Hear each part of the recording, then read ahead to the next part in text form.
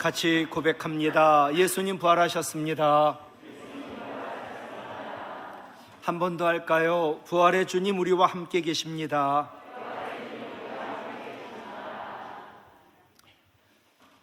지나간 세월을 뒤돌아보면 절망과 소망이라는 것 반대지요?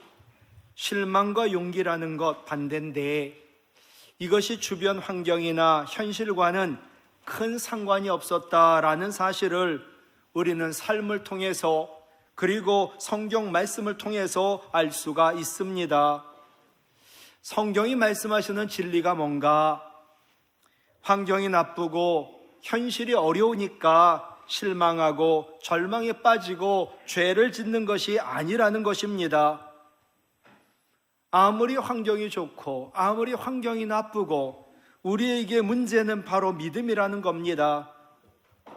믿음이 있으면 어떤 여건에서도 용기의 사람, 소망의 사람이 될 수 있습니다.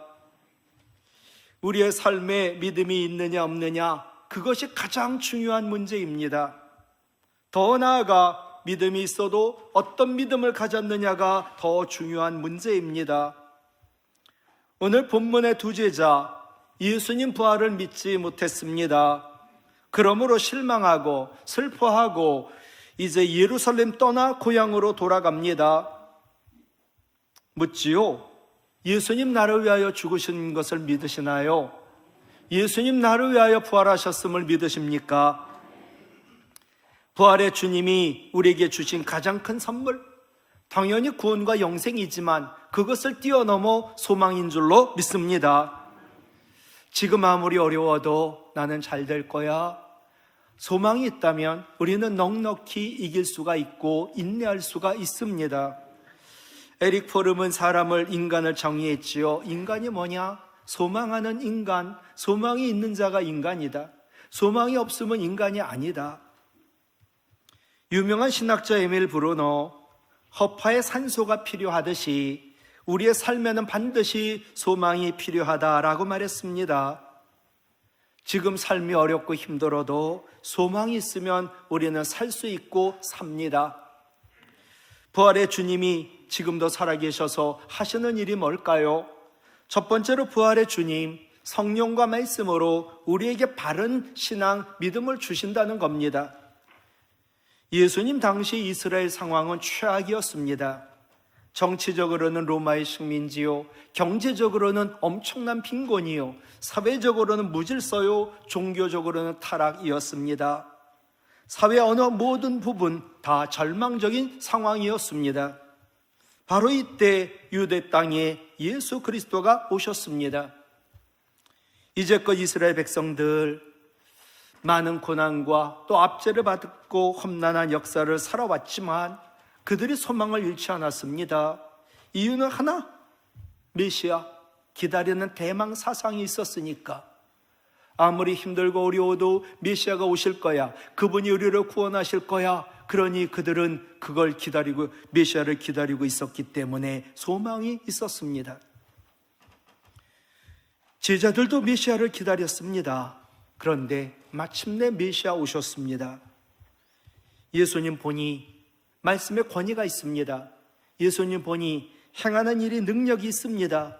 예수님 보니 행하시는 모든 게 이적입니다. 과연 예수님은 우리를 구원하실 메시아 그리스도야?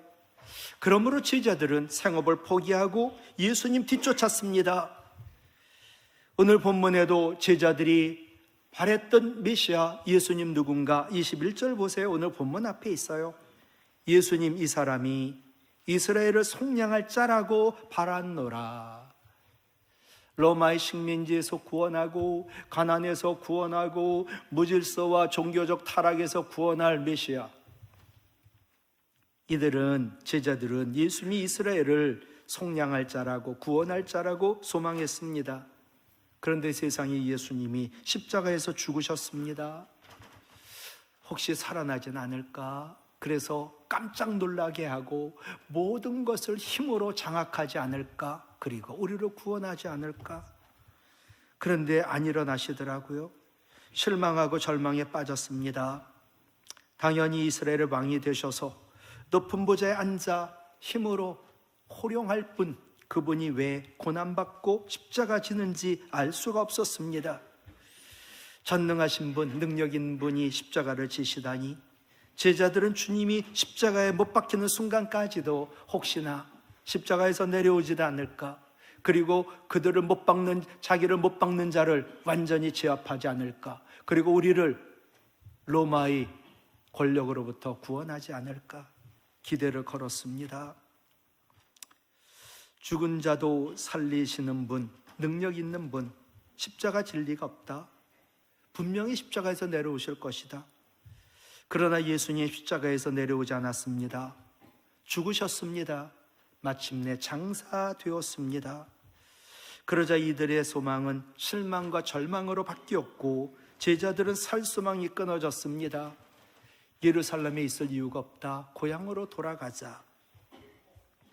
그러나 예수님의 십자가의 죽으심은 오랫동안 예언되었던 구약의 성취였고 마침내 하나님 말씀이 완성이 된 것, 이제 예수님 부활도 이어지는 것. 여러분, 예수님 생애를 드라마를 만들어요. 그럼 예수님 생애의 피크는, 클라이막스는 바로 십자가 사건입니다. 그리고 십자가에 죽으셨습니다. 그게 끝이 아닙니다. 부활해서 살아나셨습니다. 해피엔딩입니다.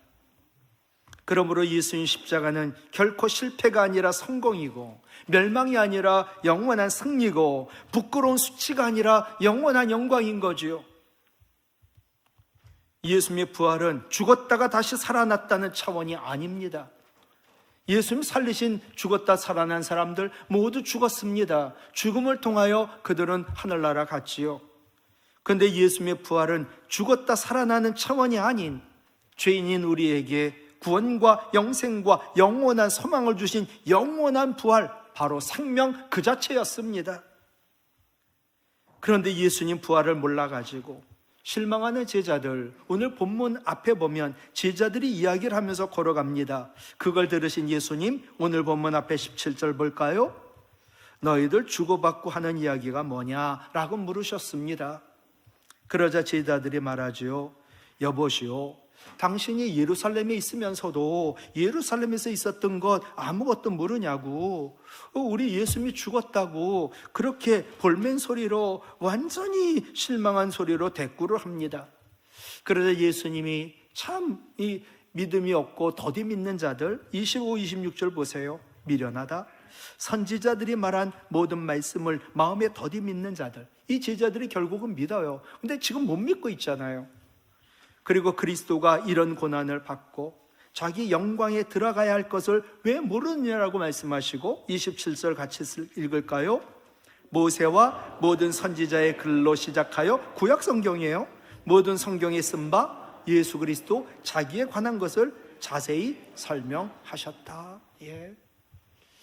예수님 베들레헴에서 태어나고 처녀의 몸에서 잉태하고 예수님 만왕의 왕으로, 평강의 왕으로 십자가에 못 박혀 고난당하시고 그분이 징계를 받음으로 우리는 우리는 죄를 받고 화평을 이루고 그분이 채찍에 맞음으로 나음을 입었다. 이 모든 말씀을 다 풀어주시는 거예요.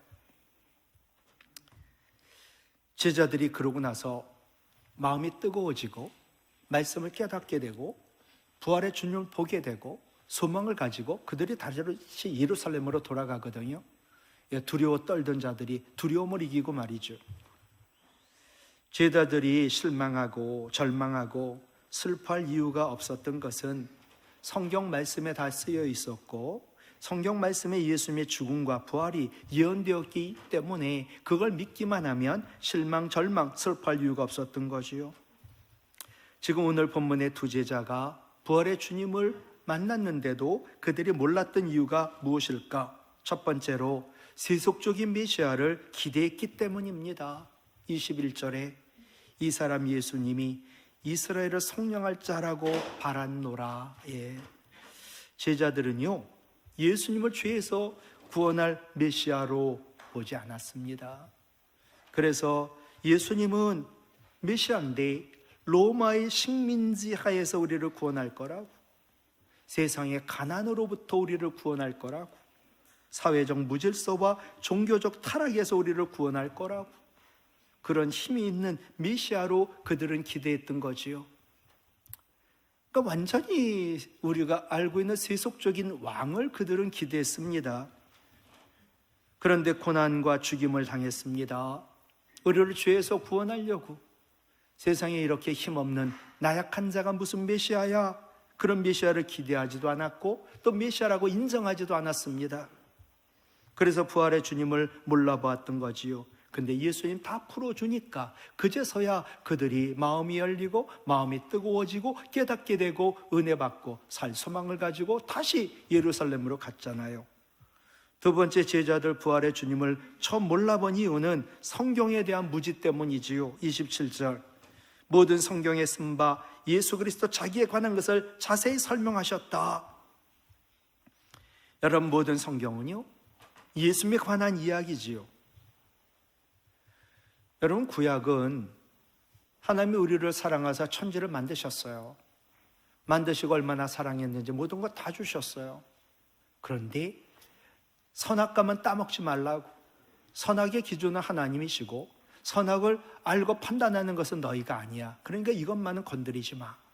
그 죄로 인하여 그들은 이제 구원이 없어진 거잖아요. 그래서 죄에서 구원받으려고 바로 곧장 창세기 3장 5절에 여자의 후손을 이미 예비해 놓으셨어요. 예수 그리스도죠. 그 이야기가 우리가 하나님 사랑으로 창조가 되었고 천지 만물을 만들어 주셨는데 인간이 죄, 교만으로 인하여 죄를 지었고 이 죄를 구원해 주기 위하여 이야기가 계속 예수님에 대한 예언된 얘기가 구약 성경이에요. 그리고 예수님 오셨죠. 이제 신약은 예수님이 우리의 구원자임을 보여주시는 기적과 행함과 말씀이 가득하지요. 그리고 예수 그리스도를 믿기만 하면 구원받고 구원받은 자로서의 삶을 이야기하고 천국에서 누릴 영원한 상급과 상속자에 대한 약속이 신약 말씀이거든요. 성경에서 예수 그리스도를 빼고 십자가를 빼고 예수 그리스도의 보혈을 빼면 성경은 성경 하나님 말씀이 아닌 거예요. 모든 성경은 예수 그리스도에 관하여 쓰여진 것입니다. 이걸 몰랐습니다. 그러니 믿지 않았습니다. 메시아가 왜 고난받는지 몰랐습니다. 십자가 짐도 몰랐습니다. 그래서 부활도 믿지 않았습니다. 아까 우리가 사도신경을 신앙으로 고백했어요. 3분의 2가 예수님의 이야기예요. 부활의 주님 지금도 살아계세요. 무엇을 하실까요?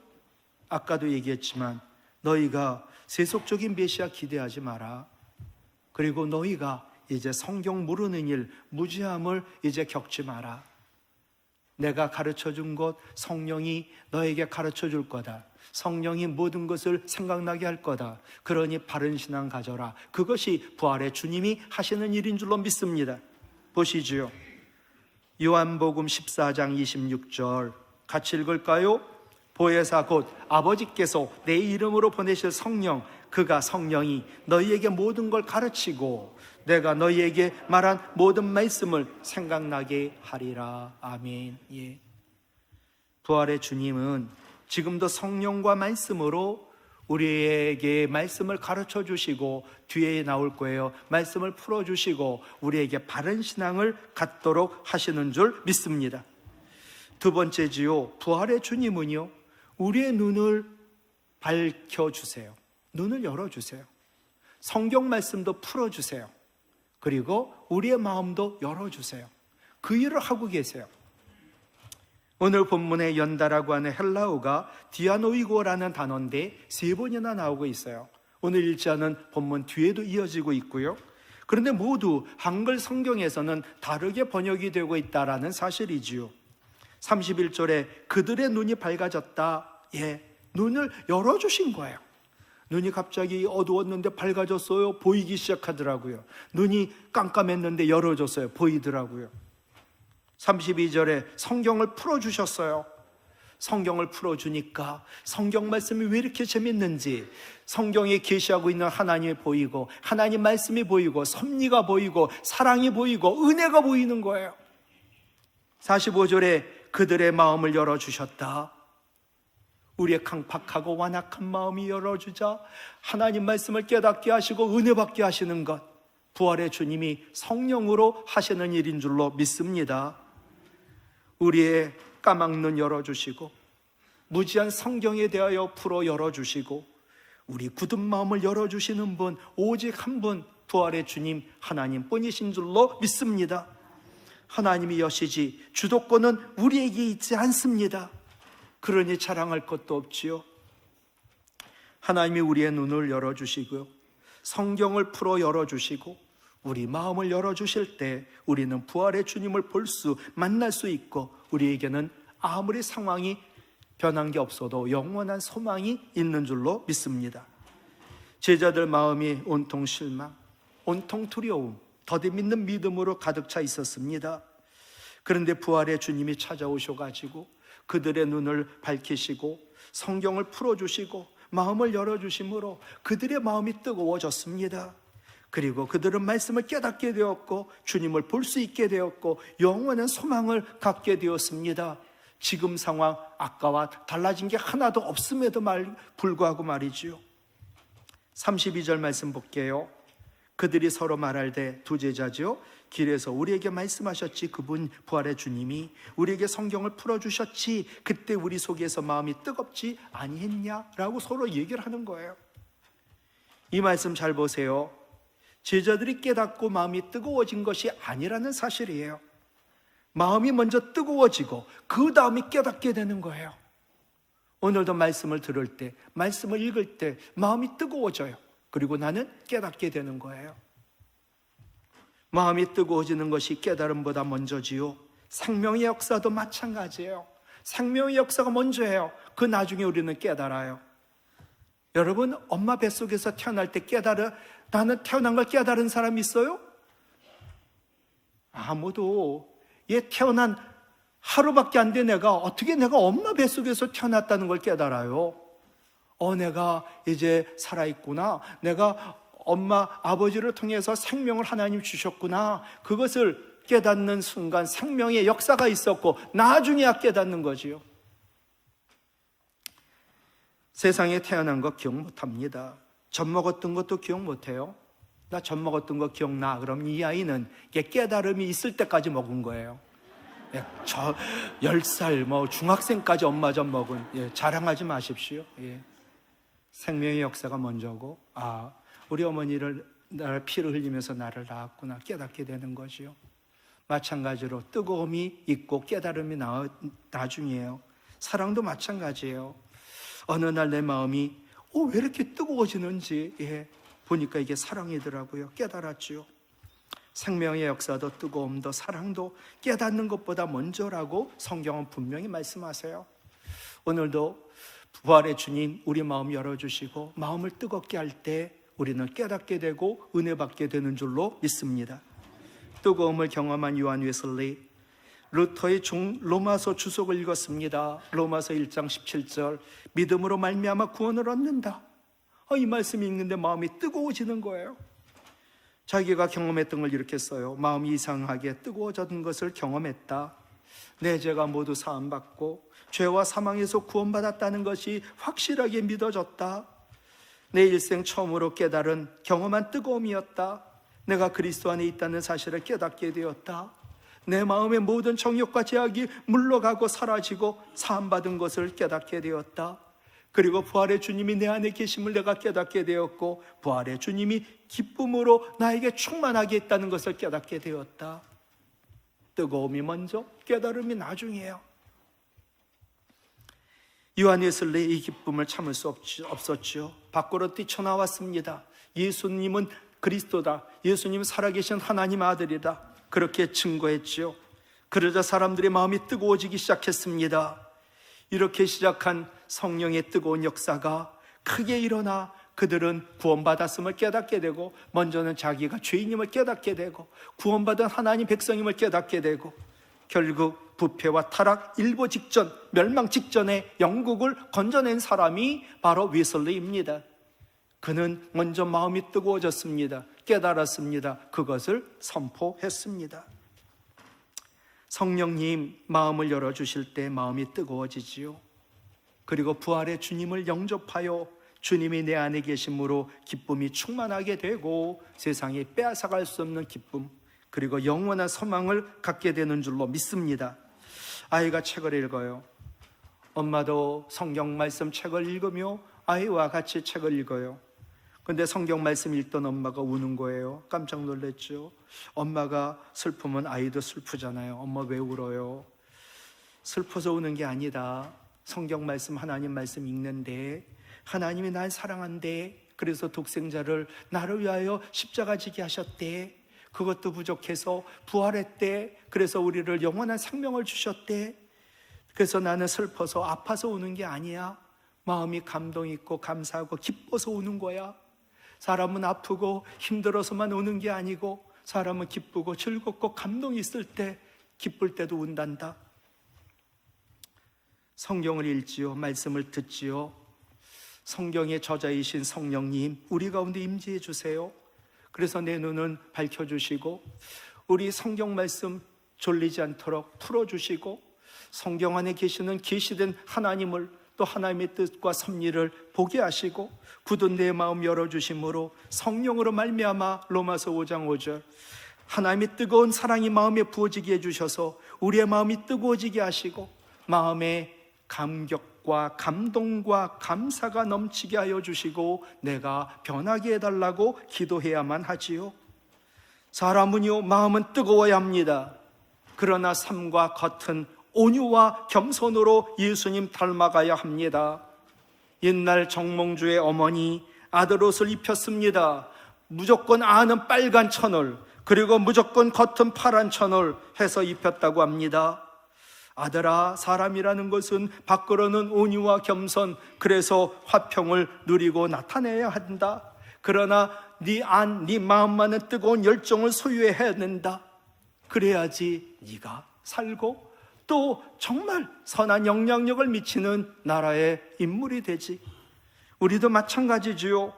불같은 성령, 정말 불같은 능력의 말씀으로 마음이 늘 뜨거워져야 합니다. 그래야 신앙을 지킬 수가 있고 우리가 주님의 능력으로 변할 수가 있고 능력 있는 그리스도인이 될 수 있지요.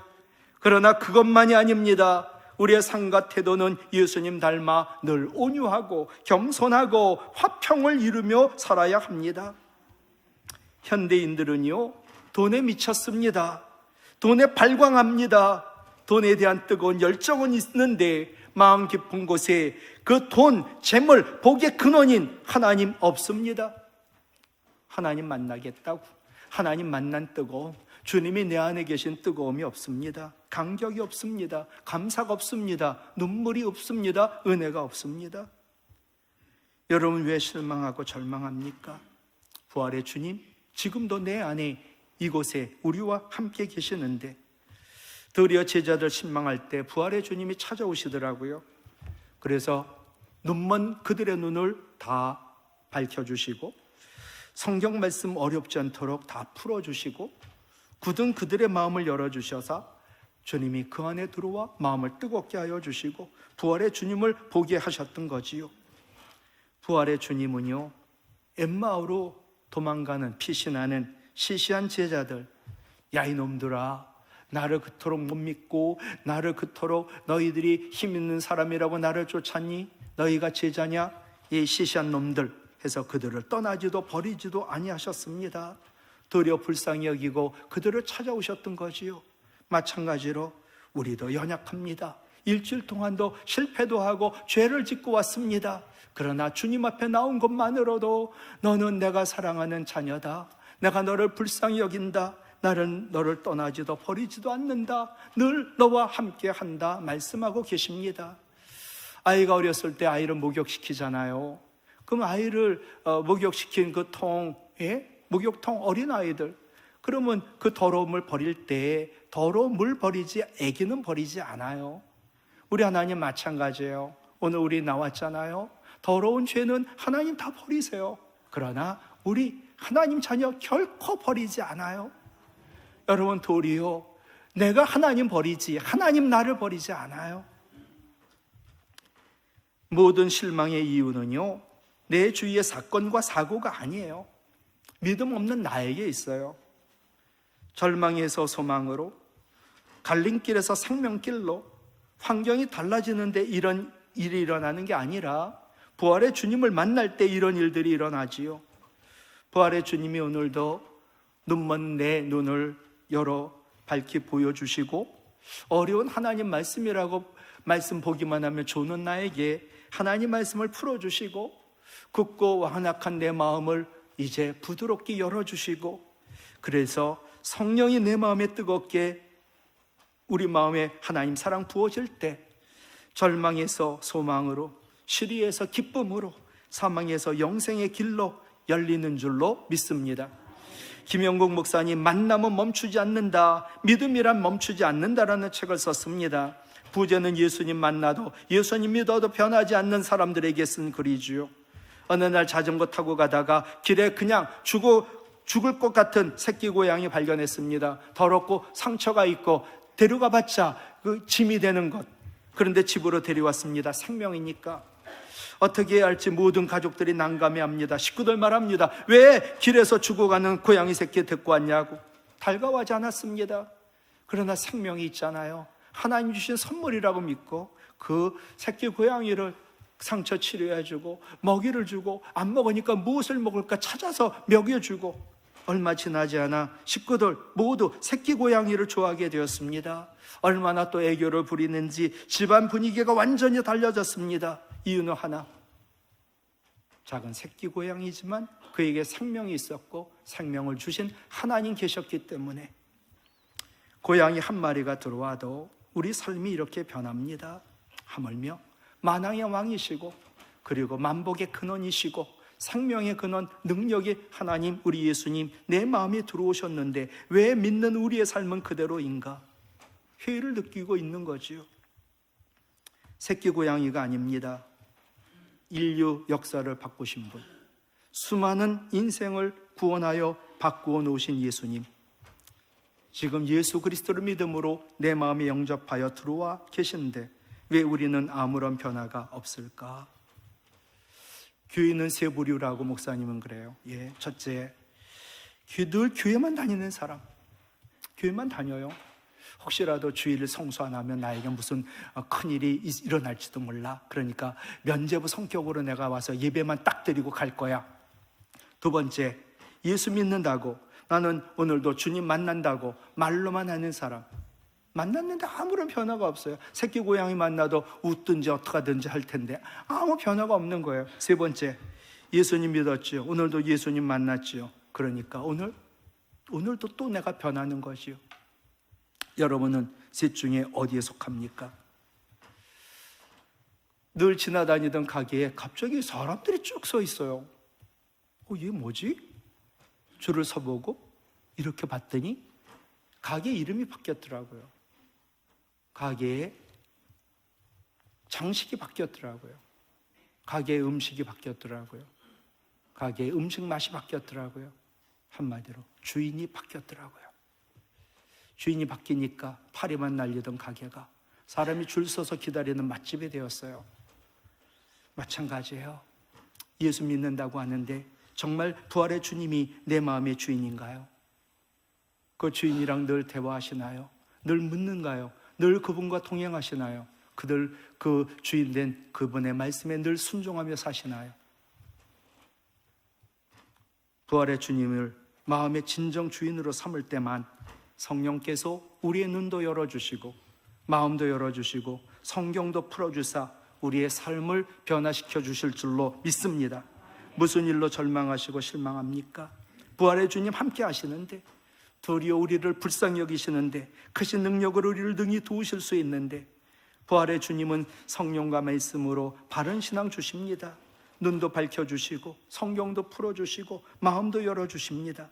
그러므로 늘 성령과 말씀으로 마음이 뜨거워져 절망이 변하여 소망이 넘치고 부활의 주님을 늘 증거하며 사는 우리 모든 성도 가족 되기를 주님의 이름으로 부탁을 드립니다.